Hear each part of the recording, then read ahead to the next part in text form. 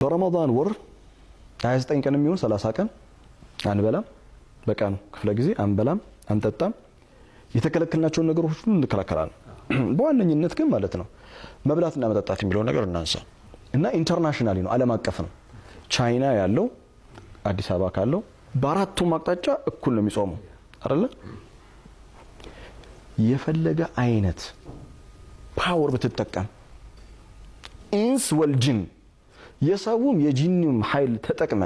ኢንተርናሽናሊ ሰውን አጾማለሁ ብትል አትችልም it's impossible ነው ምንም አይነት ሚሊተሪ ፓወር ብታቆም it's impossible ነው አትችልም እንቀጥል የፈለገ አይነት ፖለቲካዊ አስተዳደር ብትዘረጋ የፈለገ ኢንተለጀንሲ ብታደርግ ገንዘብ እንሰጣለን ብትል ባይዘው ሌላው ቀርቶ በጥቅማ ጥቅም እንኳን ብደልለው it's impossible አይቻልም ይሄ ሁሉ ነገር ብታደርግበት ካንተ ጋር ተስማምቶ እንኳን የተወሰነች ነገር ጉንጨት ይላል በኋላ የማይቀርም ይገርማል ስለዚህ ረመዳን ምንድነው መሰለ ለበሲራ ተማሪ እንዲያዩ ነው የሚፈልገው በሲራ ማለት ረመዳን ማለት የአላህ የንግስናው መገለጫ ነው የአላህ የንግስናው መገለጫ ማየት የምትፈልግ ከሆነ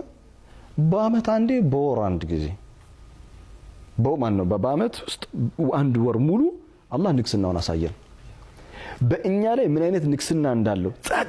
ለጥ አድርጎ ስልጣኑን አሳየን በቃ ስልጣኑን አሳየን የንግስናው መገለጫ ነው ረመዳን ሱብሃንአላህ እንዲህ አይነት ምልከታ እንዲኖር ያደርጋል አይነት ምልከታ ኢንተሌክቹዋሊ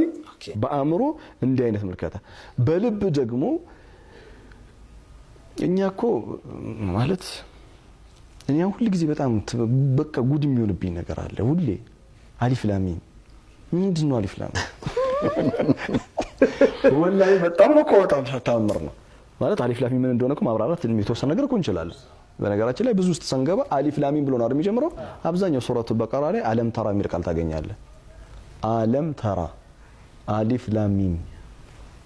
በአሊፍ ላም የተገነቡ ፊደላቶች በጣም ብዙ ነው የምታገኘው ይገርማል ተግባባና እይታ ይገርማል እይታ ይገርማል ሷድ ውስጥ በገባ ሱረቱ ሷድ ተብሏል ዝም ብሎ አይደለም ሷድ እኮ ያለው እኮ ያሲን ውስጥ ገባ ያሲን ተብሏል ያ ሷድ ውስጥ አሁን ብዙ በሷድ ፊደል የሚጀምሩ እኮ ፊደላቶች ቃላቶች አሉ የተገነቡት ቡንየት አላ حرف الصاد